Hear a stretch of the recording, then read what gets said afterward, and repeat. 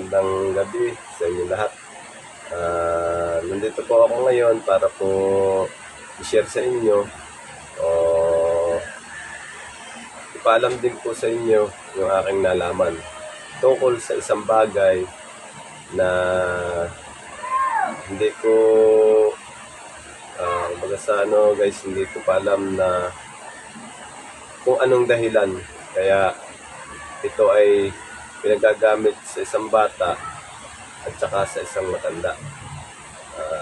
Ito po ay bagay na isang lapis at saka isang ballpen. Guys,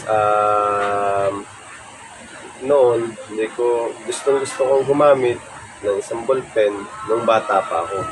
Pero sabi nga, hindi pa dapat nararapat na gumamit ang isang bata ng isang ballpen. Doon ako nagtataka kung bakit hindi pwedeng gumamit. Ngayon ko lang nalaman na kaya pala gumamit ang mga bata ng ballpen sapagkat ito ay hindi na napapahi.